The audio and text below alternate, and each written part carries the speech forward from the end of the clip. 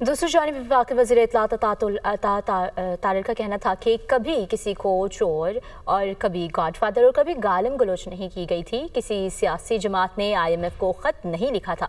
PTI ने मुल्क और मईशत को शदीद नुकसान पहुँचाया। PTI ने किरदार कशी और नफरत की सियासत को फ़रोग़ दिया है।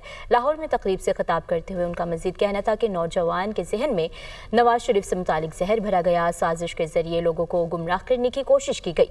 नवाज शरीफ के ख़ानदान ने मुल्क में सनती तरक्की को फरोग दिया है। कराची से पेशावर तक जो इंडस्ट्रीज लगी हैं, इन पर नवाज शरीफ का नाम है। आवाम को रिलीफ देना नवाज शरीफ की सियासत का महवर है और नवाज शरीफ और शहबाज शरीफ ने मुल्क को तरक्की की राह पर गामजन किया है। वज़ीर आज़म की क़यादत में मुल्क की मईशत को इस्तेहकाम मिला। सियासी मुखालफत को कभी दुश्मनी में तब्दील करके किसी ने यह नहीं कहा था काश पाकिस्तान डिफॉल्ट कर जाए। किसी सियासी जमात ने आज तक IMF को लेटर नहीं लिखा था कि पाकिस्तान की इमदाद इस बुनियाद पे ना की जाए कि हमारे मुखालिफ जो हैं वो बरसरे इक़्तिदार हैं, इसलिए पाकिस्तान की इमदाद ना की जाए।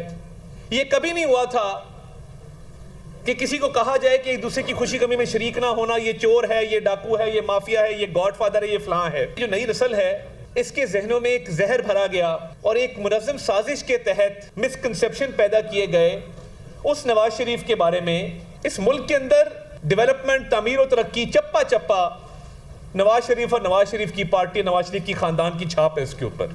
पेशावर से लेके कराची तक, गिलगित से लेके गवादर तक, चप्पे चप्पे पर जो तख्तियां लगी हैं उस पे मेमारे पाकिस्तान मियां नवाज शरीफ का नाम मौजूद है।